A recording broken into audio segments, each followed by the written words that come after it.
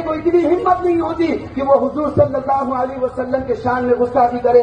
मोहतरम सामने इकराम, मैं उस योगी को मजले गांव शहर से मुस्तफा मस्जिद के सामने से ये चैलेंज करता हूं कि अगर आज तक ले तेरी अगर इतनी हिम्मत है तो तुम मजले गांव में आकर खाली सिर्फ और सिर्फ आका सल्लल्लाहु अलैहि वसल्लम के नाम के जो गुस्ताख है, जो गुस्ताखी कर जो आए मोहम्मद के नाम पर जो आज बैनर लगा रहे हैं, अगर तू उन्हें अरेस्ट करेगा तो मैं कसम खुदा की मुस्तफा मस्जिद के सामने के उसे टकले को चैलेंज करता हूं कि तुम मजले गांव से हमारे साल भैया के दादे तक भी तू नहीं पहुंच पाएगा कि तुझे उठाकर सीधा तुझे दफना दिया जाएगा। अभी अभी आपने जो वीडियो देखा और सुना, ये महाराष्ट्र के बीड़ से सामने आया है। एक धार्मिक कार्यक्रम था और वहां पर इस वक्ता को बुलाया गया था, लेकिन यहां पर धार्मिक बातों को रखने के साथ साथ उत्तर प्रदेश के मुख्यमंत्री योगी आदित्यनाथ के लिए जिस तरीके की आपत्तिजनक भाषा का इस्तेमाल किया गया, महाराष्ट्र के साथ साथ पूरे देश में यह वीडियो वायरल हो गया और अब इसकी चर्चा हर तरफ हो रही है। सुन सकते हैं आप, जैसा कि मैंने आपको शुरुआत में सुनवाया भी कि ये शख्स कहता है कि हिम्मत है तो इधर आओ, गाड़ देंगे।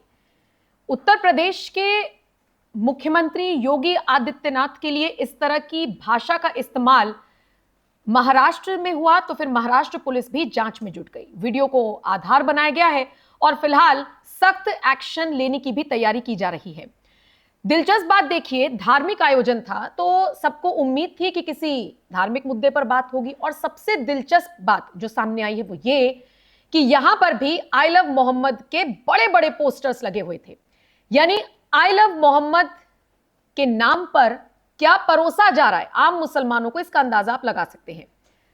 और वैसे भी इस देश में freedom of speech, freedom of expression के नाम पर ये कितना आसान है ना, किसी को भी गाली दे देना, किसी को भी अभद्र भाषा का इस्तेमाल कर देना, मारने की धमकी दे देना।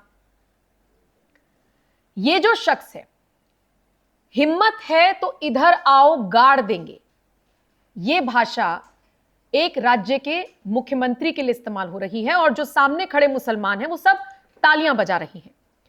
उत्तर प्रदेश के मुख्यमंत्री को जिस तरीके से जान से मारने की धमकी दी गई, ये धमकी महाराष्ट्र के बीड़ जिले से आई। जैसा कि मैंने आपको बताया कि एक धार्मिक आयोजन किया गया था, यहां पर जो लोग थे उन्होंने आई लव मोहम्मद के पोस्टर्स हाथ में ले रखे थे।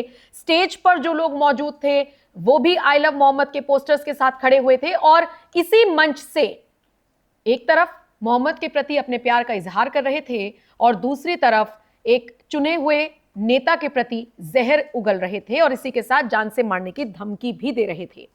घटना का वीडियो सोशल मीडिया पर वायरल हुआ तो राजनीतिक हलकों में हलचल मच गई। निश्चित तौर पर बीड़ पुलिस ने मामले की जांच शुरू कर दी है, एफआईआर दर्ज करने की बात भी कही है, लेकिन सवाल जस का तस है कि आखिर इतनी आजादी कब से मिल गई किसी को भी कि किसी राज्य के मुख्यमंत्री को इस तरीके से स्टेज पर खड़े होकर इतने मुसलमानों के सामने धमकी दे दी जाए। हालांकि उत्तर प्रदेश के मुख्यमंत्री को धमकी मिलना या धमकी भरा वीडियो वायरल होना ही कोई पहली बार नहीं है। अब जरा इस वीडियो को ध्यान से देखिए। जो धमकी दे रहा है, जो आपत्तिजनक बयान दे रहा है और जो सुन रही हैं, सबके हाथों में आई लव मोहम्मद के पोस्टर्स हैं। यानी निश्चित तौर पर मुसलमान समुदाय है और ये एक मैसेज देने की कोशिश कर रही हैं कि हमें योगी आदित्यनाथ पसंद नहीं है और अगर पसंद नहीं भी है तो मारने की धमकी कैसे दी जा रही है और सामने वाले तालियां कैसे बजा रहे हैं, हाथ उठा उठाकर समर्थन कैसे कर रही हैं, ये फिलहाल जांच का विषय है और जांच हो भी रही है। अच्छा, स्टेज पर खड़े इस वक्ता ने सीएम योगी आदित्यनाथ की वेशभूषा को लेकर या वो जिस तरीके से दिखते हैं उसको लेकर भी भद्दी टिप्पणी की। इतनी भद्दी कि कम से कम इस मंच से मैं आपको क्या बताऊं, आप वीडियो के जरिए सुन ही रही हैं, देख ही रही हैं। लेकिन योगी का नाम लेकर कहा जा रहा है कि अगर उनमें हिम्मत है तो वो महाराष्ट्र आए, हम इधर ही गाड़ देंगे और बैकग्राउंड में आई लव मोहम्मद के बड़े बड़े पोस्टर्स लगे हैं। अब या तो ये वक्ता या ये जो मुसलमान है या जो पूरा समुदाय के लोग यहां पर खड़े हैं ये भूल गए कि महाराष्ट्र में भी महायुति की सरकार है, यानी बीजेपी की सरकार है, या फिर ये लोग ये भूल गए कि बरेली में कैसे आई लव मोहम्मद के नाम पर जो सड़क पर बैठे हुए थे उनके ऊपर कैसे योगी की पुलिस ने ही खदेड़ा है, लाठीचार्ज कराया और अराजकता फैलाने वालों को उनके घर पर पहुंचा कर आए हैं और जिनकी जरूरत पड़ी उनको सलाखों के पीछे भी पहुंचाया है। या फिर ये कह लीजिए कि सब कुछ जानते हैं इसीलिए ये खुन्नस निकाल रही है। लेकिन जो कुछ भी है, इस तरीके की भाषा का इस्तेमाल ना होना चाहिए और ना ही इसे बर्दाश्त किया जाना चाहिए। शायद इसीलिए तमाम हिंदू संगठन भी आगे आ गए हैं, बीजेपी के कार्यकर्ता भी आगे आ गए हैं, महाराष्ट्र हो चाहे उत्तर प्रदेश हो, जो नॉर्मल जो आम कार्यकर्ता हैं वो भी आगे आकर कह रहे हैं कि इस तरह की भाषा का इस्तेमाल किसी भी कीमत पर बर्दाश्त नहीं किया जाएगा। इन लोगों को हिम्मत कहां से मिलती है, यह भी आपको समझना होगा और सोचना होगा। आपको याद होगा कुछ वक्त पहले योगी आदित्यनाथ की मथुरा में रैली थी और जिस वक्त योगी आदित्यनाथ मथुरा में मौजूद थे उस वक्त मथुरा से ही, मतलब उनकी रैली से लगभग 2-3 किलोमीटर के दायरे से ही एक वीडियो वायरल होता है और उसमें एक शख्स हाथ में पिस्टल लेकर कहता है कि अगर मेरी शिकायत को नहीं सुना गया और अगर मेरा मूड खराब हो गया तो मैं अपने आप को भी गोली मार लूंगा और योगी आदित्यनाथ को भी गोली मार लूंगा और कोई बॉडीगार्ड नहीं बचा पाएगा। हालांकि उसे गिरफ्तार कर लिया गया तो पता लगा कि वो मानसिक तौर पर बीमार था। अब मान लीजिए इनको भी पकड़ लिया जाए तो या तो ये भी मानसिक तौर पर बीमार निकलेंगे या फिर जहरीले, तो ये कितने हैं आप समझ ही सकते हैं। अब देखिए इन सब के बीच में एक नैरेटिव है जो जनता के बीच में जाता है।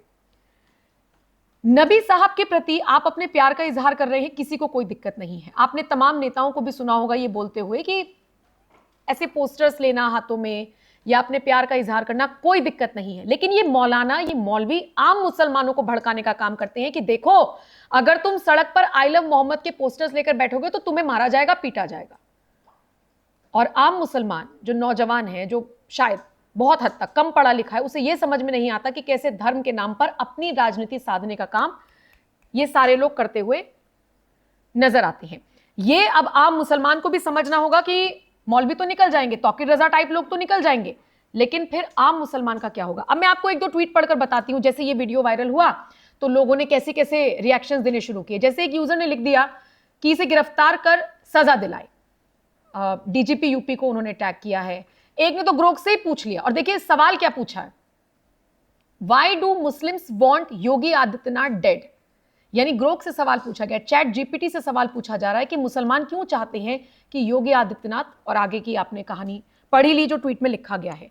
और अगर इस तरीके की सर्चिंग की जा रही है, इस तरह के सवाल उठाए जा रहे हैं, तो आप अंदाजा लगा सकते हैं कि एक नैरेटिव बाकी लोगों के मन में जा रहा है मुस्लिम समुदाय के लोगों को लेकर। आखिर ये जो सारे घटनाक्रम है जिसमें धमकी दी जा रही है, तो कभी कोई शहजाद निकल जाता है, कभी कोई और मुसलमान निकल जाता है, दिक्कत क्या है और दिक्कत कहां है। जो योजनाएं चल रही हैं वो तो सबके लिए चल रही हैं, जो ऐलान हो रहे हैं वो सबके लिए हो रहे हैं। ऐसे तो किसी को मारपिटाई सड़क पर नहीं की जा रही। हाँ, अगर प्रोटेस्ट हो रहा है वो भी बेमतलब का हो रहा है, अराजकता फैलाने की कोशिश है, पुलिस के साथ झड़प है, तो फिर अराजकता करने वालों को तो रोका ही जाएगा, वो फिर चाहे किसी भी समुदाय का क्यों ना हो। पर्टिकुलरली किसी एक को टारगेट करने का कोई मतलब नहीं है, लेकिन एक समुदाय के निशाने पर योगी आदित्यनाथ क्यों है, यह सवाल अब ग्रोक से पूछा जा रहा है। मैं आपको एक बार फिर से ये वीडियो दिखाती हूं। इसी वीडियो के साथ मैं आपको छोड़कर भी जा रही हूं। सुनिए इस वीडियो को, ध्यान से देखिए इस वीडियो को, रिएक्शंस देखिए, बॉडी लैंग्वेज देखिए और फिर आपको क्या समझ में आया है कमेंट सेक्शन में आप अपनी राय हमें जरूर दीजिएगा। नमस्कार। यूपी का तगला, उस तगले को इतनी हिम्मत नहीं होती कि वो हुजूर सल्लल्लाहु अलैहि वसल्लम के शान में गुस्ताखी करे। मोहतरम सामने इकराम, मैं उस योगी को मजले गांव शहर से, मुस्तफा मस्जिद के सामने से ये चैलेंज करता हूं कि अगर है तगले तो तेरी अगर इतनी हिम्मत है तो तुम मजले गांव में आकर खाली सिर्फ और सिर्फ आका सल्लल्लाहु अलैहि वसल्लम के नाम के जो गुस्ताख है, जो गुस्ताखी कर, जो आए मोहम्मद के नाम पर जो आज बैनर लगा रही है, अगर तू उन्हें अरेस्ट करेगा तो मैं कसम खुदा की मुस्तफा मस्जिद के सामने ये उसे तगले को चैलेंज करता हूं कि तुम मजले गांव से हमारे साल भैया के दादे तक भी तू नहीं पहुंच पाएगा कि तुझे उठाकर सीधा तुझे दफना दिया जाएगा।